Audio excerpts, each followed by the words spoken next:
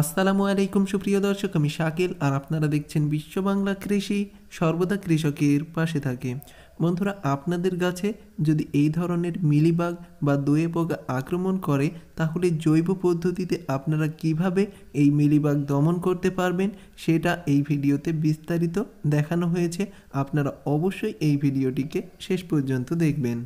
সুপ্রিয় দর্শক, মিলিবাগ খুবই ক্ষতিকারক একটি পোকা এবং গাছের কাণ্ড এবং পাতা থেকে রস শুষে খায়, যার ফলে গাছের পাতাগুলি কুঁকড়ে যায় এবং অবশেষে গাছের পাতাগুলি মারা যায়।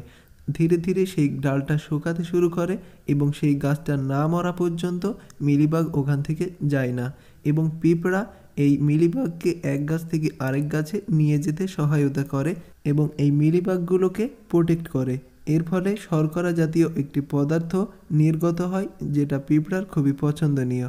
এজন্য পিঁপড়া এই কাজটি করে থাকে। বন্ধুরা, আপনাদের কোনো গাছে যদি মিলিবাগ আক্রমণ করে তাহলে ওই গাছটাকে অন্য গাছের থেকে আলাদা করে রাখবেন, না হলে এটা সব গাছে ছড়িয়ে পড়বে এবং গাছটি আলাদা করে এটা ট্রিটমেন্ট নিতে হবে। এই মিলিবাগ প্রায় সব ধরনের গাছেই আক্রমণ করে এবং সবচেয়ে বেশি আক্রমণ করে পেঁপে গাছে, দ্বিতীয় সবেদা গাছে।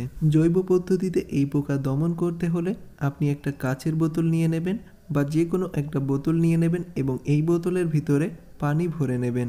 পানি ভরার পর এই বোতলের ভিতরে আপনারা ভাত দিয়ে দিতে হবে। তারপরে এটাকে 10 থেকে 15 দিনের জন্য রেখে দিতে হবে এবং এর ভিতরে যে পানি থাকবে সেই পানিটা অ্যালকোহলে পরিণত হবে এবং জৈবভাবে মিলিবাগ দমন করার জন্য এটি হলো সেরা উপায়। ভাত এবং পানির পরিমাণটা হলো, ভাত যতটা নেবেন পানি তার ডবল নেবেন। এই পদ্ধতিতে আপনারা অ্যালকোহল তৈরি করতে পারবেন এবং 2 থেকে 3 দিন পর পর এই বোতলটাকে ঝাঁকিয়ে নিতে হবে। সব ভাতগুলো ভিতরে দিয়ে এবার এর উপরটা আমি আটকে দেব। এইভাবে আমি একটু ঝাঁকিয়ে নেব, তারপরে এটাকে ছায়া জায়গা রেখে দেব 10 থেকে 15 দিনের জন্য এবং 2 থেকে 3 দিন অন্তর অন্তর এটাকে আমি ঝাঁকিয়ে নেব। 15 দিন পর এই পানিটা অ্যালকোহলে রূপান্তরিত হয়ে গেছে। এবার এই পানিটাকে ছেঁকে নিতে হবে, স্প্রে বোতলে ভরে নিতে হবে। আমার এই স্প্রে বোতলে আমি এই অ্যালকোহলটাকে ভরে নেব।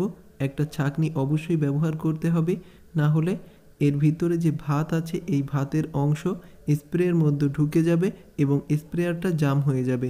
এজন্য অবশ্যই আপনাকে এটা ছেঁকে নিতে হবে এবং এই অ্যালকোহলের বদলে আপনারা বাজার থেকে কেনা রাবিং অ্যালকোহল ব্যবহার করতে পারেন, আর জৈব ব্যবহার করলে এটাই আপনাকে ব্যবহার করতে হবে।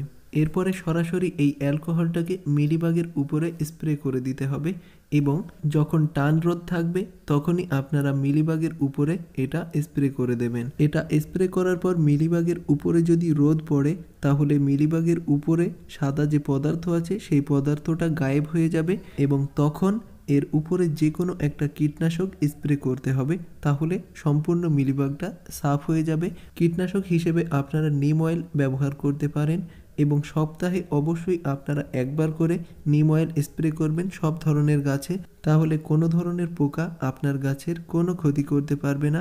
আপনারা নিয়মিত নিম অয়েল স্প্রে করবেন জৈব পদ্ধতিতে এবং যদি রাসায়নিক পদ্ধতি অবলম্বন করেন তাহলে রাবিং অ্যালকোহল স্প্রে করবেন। রাবিং অ্যালকোহল স্প্রে করার পরে আপনারা যে কোনো একটা কীটনাশক প্রয়োগ করবেন। ইমিডাক্লোরোপিড স্প্রে করতে পারেন, খুবই ভালো হয় এবং সাইফারমেথ্রিন গ্রুপের কীটনাশক আপনারা প্রয়োগ করতে পারেন। ক্লোরোফাইরিফস জাতীয় কীটনাশক প্রয়োগ করতে পারেন। যে কোনো কীটনাশক প্রয়োগ করলে এটা মারা যাবে এবং মিলিবাগ দমনের জন্য রাসায়নিক বা জৈব পদ্ধতি আরও যদি আপনাদের জানতে হয় তাহলে অবশ্যই কমেন্টে জানান, আমি এই সংক্রান্ত আরও ভিডিও তৈরি করব এবং এই ভিডিওটি অবশ্যই লাইক করবেন এবং এই চ্যানেলে যদি আপনি নতুন হয়ে থাকেন তাহলে অবশ্যই চ্যানেলটি সাবস্ক্রাইব করবেন। ভিডিওটি শেষ পর্যন্ত দেখার জন্য আপনাকে অসংখ্য ধন্যবাদ। থ্যাঙ্কস ফর ওয়াচিং বিশ্ব বাংলা কৃষি।